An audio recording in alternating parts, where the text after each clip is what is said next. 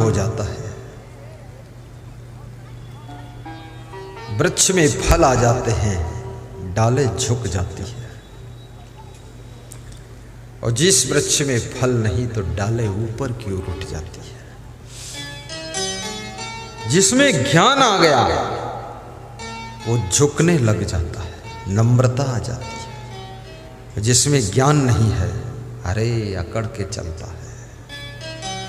और ये अहंकार बहुत बड़ी जेल है, जेल खाना है।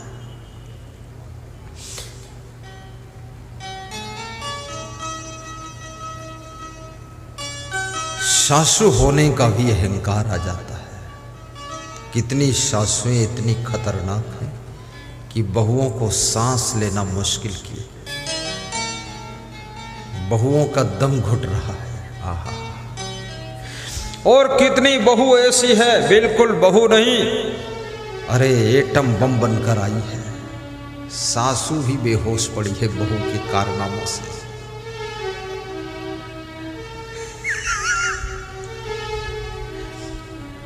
एक महात्मा भीख मांग रहा था,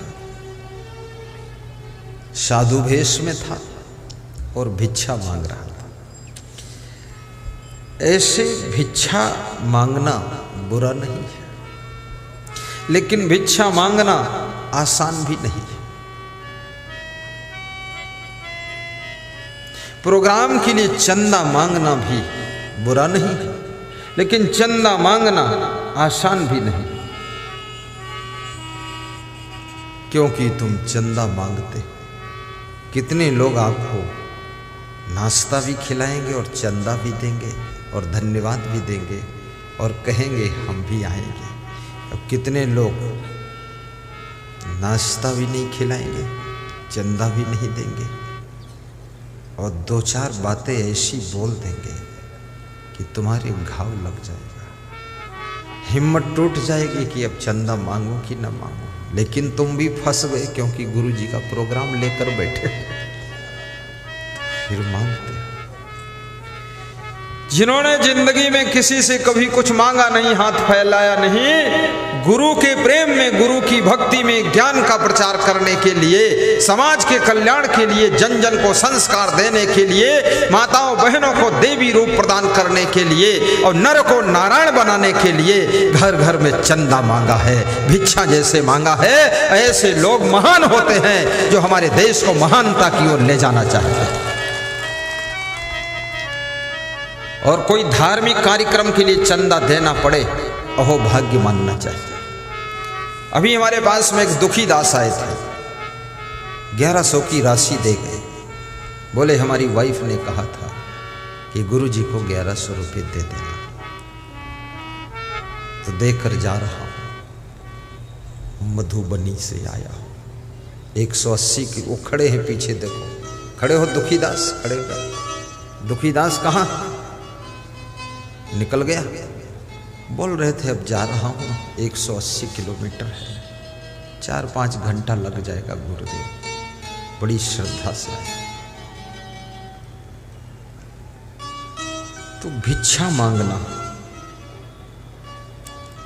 लेकिन याद रखना चंदा मांगो, खूब मांगो, लेकिन चंदा एक महान उद्देश्य के लिए मांगना चाहिए।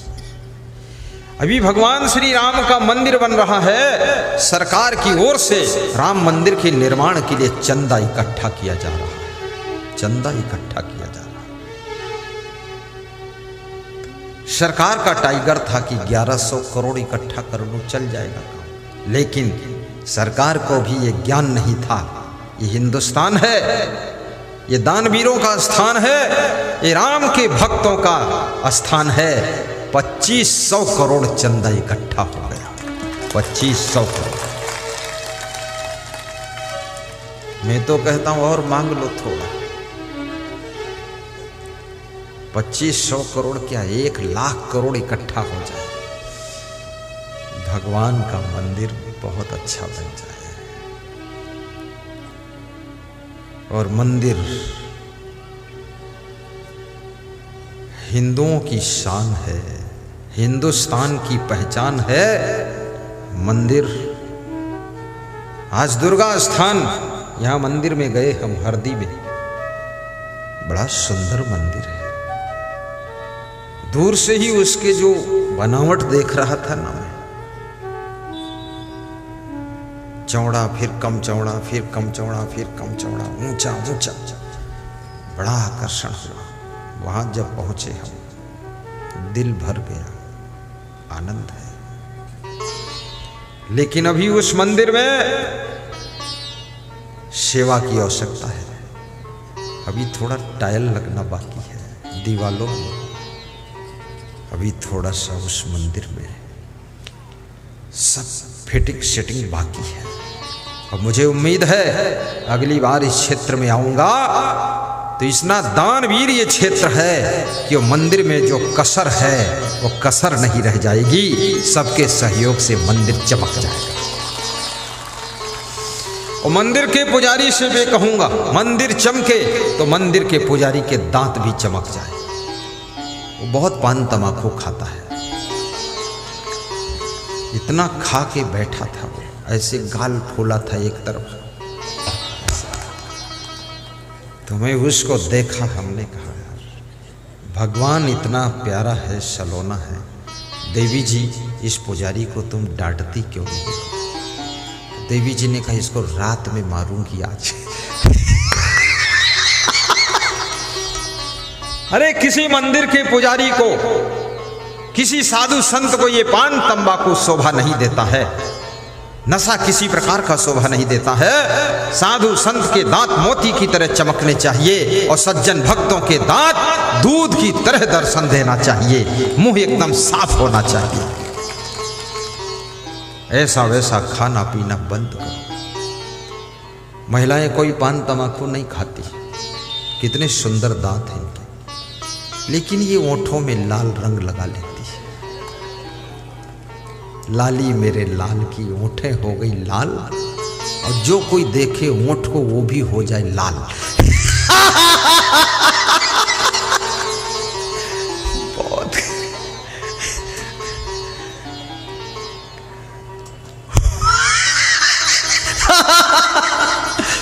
ओंठों में लाल रंग है।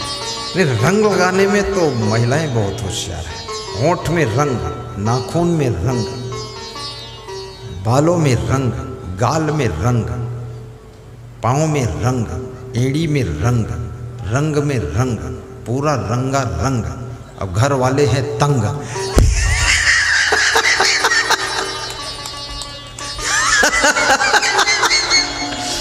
घर वाले सब इधर बैठे हंस रहे हैं कि आज लग रहा सुधर जाएगा मामला सा।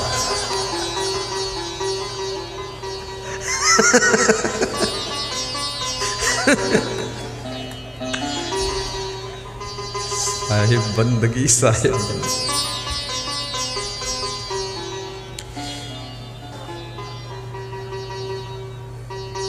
साहिब बंदगी बोलो, साहिब बंदगी। मिलता है सच्चा सुख केवल गुरुदेव तुम्हारे चरणों में। मिलता है सच्चा सुख केवल मुस्कुरा कर गाइए, मधुर मधुर ताली बजाइए। मिलता है सच्चा सुख केवल, मिलता है सच्चा सुख केवल गुरुदेव तुम्हारे चरणों में। गुरुदेव तुम्हारे चरणों में। बस प्रेम मेरा भरपूर रहे भगवान तुम्हारे चरणों। जोर से। बस प्रेम मेरा हंस हंस के रहे भगवान तुम्हारे चरणों में। जिनकी इच्छा है बार बार मेरे अजान में आ जाना, जिनकी इच्छा है बार बार मेरे अजान में आ जाना, वह लोग दोनों हाथ ऊपर को मत उठाना। मत उठाना। तुमने क्यों उठाया है?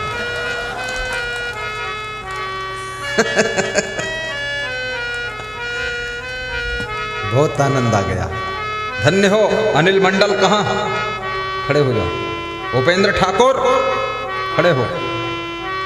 कहाँ उपेंद्र ठाकुर? अरे गणेश पासवान, नाम पासवान रहते दूर हो, पास में रहो। बैठो। ये बच्चा है, बहुत मेहनत किया। ये गांव महान है जिन्होंने मुझे स्वीकार कर लिया। धन्य है ये गांव। आज सैकड़ों गांव के नर नारियों को सत्संग और दर्शन का लाभ यदि मिला है तो अजान वासियों की मेहनत श्रद्धा से मिला है। याद रखना, भागीरथ गंगा लाए थे, करोड़ों लोगों ने स्नान किया है, धन्य बनाया है जीवन। ये अजान वासियों की ओर से सत्संग की गंगा आई है, पूरा क्षेत्र धन्य हो रहा है। सुखद सत्संग। तो मैं क्या सुना रहा था? कबीर साहब से किसी भक्त ने पूछा है,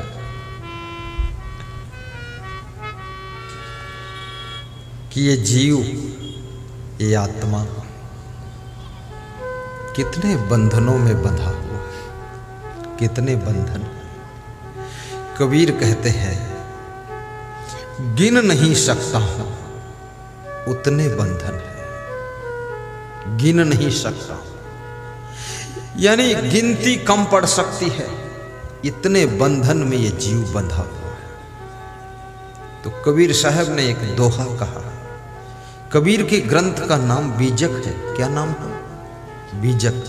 बीजक का दोहा है ये, गाइए।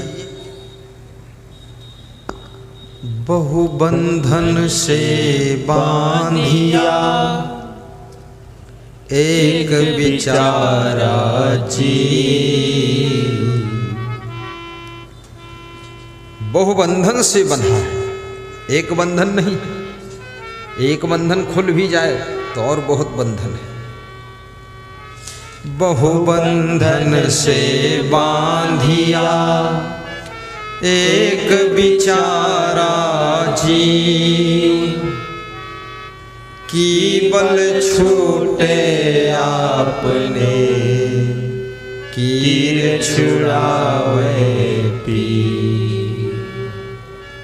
कबीर कहते हैं, या तो अपने बल से छूट सकता है और या तो कोई पीऊ, कोई परमात्मा के समान सद्गुरु मिल जाए, वो सभी बंधनों को काट सकता है। बहुत बंधन है। कोई लोभ के बंधन में बंधा पड़ा है।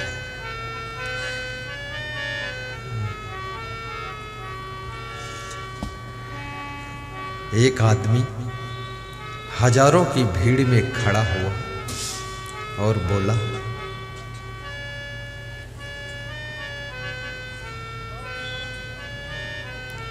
किसी आदमी की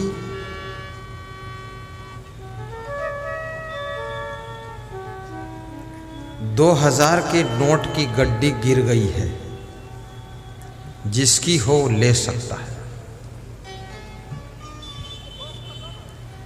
50 लोग दौड़ कर आ गए कि मेरी है, मेरी है। तो जो खड़ा होकर बोला था उसने कहा कि अभी गड्डी बांधने वाला धागा मिला है, गड्डी अभी नहीं मिली है। ये लोभी लोग दौड़े हैं लेने के लिए। इस दुनिया में देना सीखो। सूर्य सबको रोशनी देता है, सब लोग उसको प्रणाम करते हैं। याद रखना, देने वाले को सम्मान मिलता है।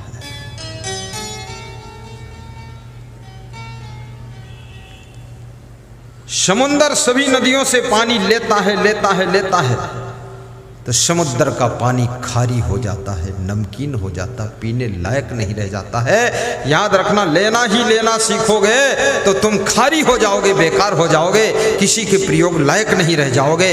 यदि देना भी सीख लोगे तो सबको रोशनी दे दोगे, संसार उजाला हो जाएगा। इसलिए देना सीखो। और जितना दोगे उतना ज्यादा बढ़ेगा। मैं जितना ज्यादा ज्ञान बांटता हूं, ज्ञान देता हूं ना, मेरा ज्ञान भी बढ़ रहा है। धन दान करो तो धन भी बढ़ता है, वस्त्र दान करो वस्त्र बढ़ता है, रक्त दान करो तो नया रक्त शरीर में निर्मित होकर के बढ़ जाता है। द्रौपदी यमुना में स्नान कर रही थी, निकलकर बाहर आती है, देखती है कि एक साधु बहुत देर से यमुना नदी की धारा में जल में बैठा हुआ नहा रहा है। द्रौपदी ने कहा, ए बाबा बाहर निकलो, मैं आपके चरण छू लूं, प्रणाम कर दूं। भारत देश में चरण छूने की बहुत बड़ी परंपरा है और चरण छूने से बढ़कर के और कोई सम्मान नहीं होता, याद रखना। कोई भी महान पुरुष हो, देवी देवता हो, भगवान हो, चरण लास्ट है। चरण छूकर मस्तक में लगा लिया।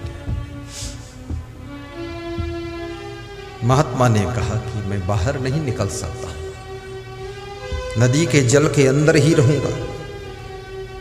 द्रौपदी ने कहा, बाबा संत कभी कभी मिलते हैं, आओ बाहर चरण छू।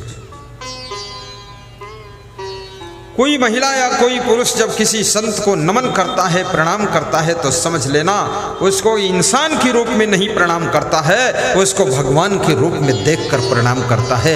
इसलिए संत को भगवान से भी ज्यादा पवित्र होना चाहिए। संत ने कहा, क्षमा करना बेटी, मेरे कपड़े नदी की धार में बह गए। संत तो निश्चिंत था, ढंग से कपड़ा नहीं रखा, किनारे रखा, हवा आई झोंका में कपड़े नदी की धारा में गिर गए, बह गए। अब संत महात्मा लवोटी पहनकर अंदर बैठा है, नंगुआ बाबा। निकले तो कैसे निकले, शर्म लग रही। संत ने कहा, मैं नहीं निकलूंगा। द्रौपदी ने कहा, बाबा कपड़ा नहीं है। द्रौपदी उस समय सफेद साड़ी पहनती थी। मैं कहूंगा कभी कभी महिला को भी सफेद रंग की साड़ी भी पहनना चाहिए। किनारा थोड़ा रंगदार हो, बाकी व्हाइट पहन कर देखो। हफ्ते में एक दिन, 7 दिन हफ्ते में होते, 7 कलर की साड़ी रखो। और गुरुवार को गुरु का दिन है, गुरु की पूजा करो, सफेद रंग की किनारी रंगदार बस साड़ी पहनकर पूजा करो। ये कपड़े के रंग का प्रभाव भी तुम्हारे मन पर पड़ता है, ये साधारण चीज नहीं। द्रौपदी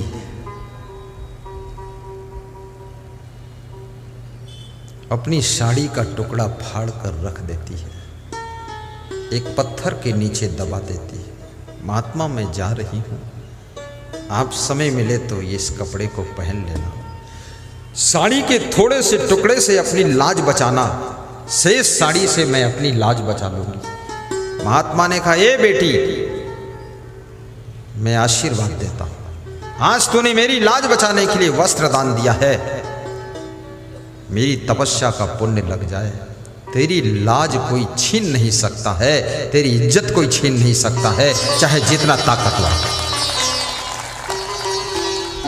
जब दुर्योधन दुशासन को आदेश करता है इसकी साड़ी खींचो, द्रौपदी की साड़ी खींचते खींचते दुशासन थक जाता, ढेर लग जाता है और साड़ी का कपड़ा खत्म नहीं होता। आकाशवाणी होती है, दुशासन फालतू मेहनत मत कर, ये महात्मा का आशीर्वाद है। इस बेटी ने, द्रौपदी ने महात्मा की इज्जत को बचाया था, सम्मान को बचाया था, इसलिए महात्मा के आशीर्वाद से इसकी इज्जत कोई नहीं ले सकता है।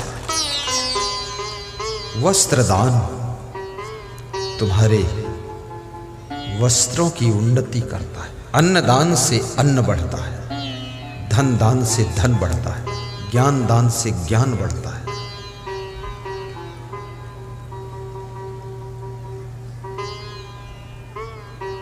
साहेब बंदगी और प्रेम दान से प्रेम बढ़ता है, बुद्धि दान करने से बुद्धि बढ़ती है। और याद रखना, भक्ति दान करने से भक्ति बढ़ती है। आज हमारे इस सभा में ऐसे ऐसे भक्त बैठे हैं, एक एक भक्त ने सैकड़ों लोगों को भक्ति से जोड़ा है, उनको भी भक्ति दान किया है, भक्ति सिखाई है, भक्ति दिया है कि तुम भी गुरु के प्रवचन सुनो, उनकी भक्ति करो। और जिन्होंने भक्ति दूसरों को प्रदान करने में अपना योगदान किया है, उनकी भक्ति 1000 गुना बढ़ती चली गई। प्रचारक भक्त हैं। इसी श्रृंखला में हमारे परम भक्त श्री सुनील भारती जी खड़े हो, गंभरिया के निवासी। आपने हजारों लोगों को भक्ति सिखाया, भक्ति दान दिया, गुरुदेव से जोड़ा है, मोबाइल से प्रवचन सुना देते और बता देते तुम भी सुनो। गुरु के जन्मोत्सव 20 अक्टूबर को आपने बहुत बड़ा भंडारा किया था। आपके भंडारा में बहुत सहयोग करने वाले सभी टीम उनकी, हरे राम खड़े हो जाओ, सब खड़े हो जितना। हाँ, गंभरिया वाले देखो कितना, सिंहेश्वर के टेलर साहब, ये गंभरिया के लोग, खीर का भंडारा चला, हजारों लोगों ने खाया। और 2023 में प्रोग्राम होगा। भक्ति दान करने से भक्ति बढ़ती है, याद रखना। प्रेम दान करने से प्रेम बढ़ता है, और प्रसन्नता दान करने से प्रसन्नता बढ़ती है। किसी को तुम कुछ नहीं दे सकते हो तो कम से कम खुश होकर के बोल तो सकते हो। ऐसा मुंह बना करके बैठते हो, लगता है कोई भूत प्रेत आया है। थोड़ा, मैं हांगकांग में गया था, तो हांगकांग के मूल निवासी लोग, मैं एक कुर्सी पे बैठा था तो हंस रहा था, फालतू हंस रहा था। मैं फालतू भी हंसता, कोई कारण था नहीं, ऐसे दांत निकाल के। तो 2 पति पत्नी आए, हांगकांग के मूल निवासी, बोले आपका फोटो लेना चाहता हूँ। हमने कहा पूछना चाहिए कि ले लेना चाहिए, तुरंत ले लो। हाँ, इमीडिएट फोटो निकालो, फटाफट, फट से लिया फोटो। बोले साथ में बैठ के लेना चाहता हूँ। हमने कहा आ जाओ, कम हियर प्लीज, मेरे पास बैठो। हाँ बैठ गए, फोटो लिया। तो हमने पूछा उनसे, ये फोटो लेने की डिज़ायर तुम्हारे अंदर कैसे पैदा हुई, वाई डिज़ायर फोटो? तो उसने बताया कि आप हंस रहे थे, खुश रहे थे, तो ऐसा हमको अच्छा लगा कि इनका फोटो ले लो। अरे ये एक्टर क्या करते हैं, ये भी यही तो एक्टिंग करते हैं। तो तुम घर में सुबह से शाम तक एक्टिंग करते रहो, हंसते रहो, मुस्कुराते रहो, अपना घर ही महान धन्य हो जाएगा। खुश रहना सीखो।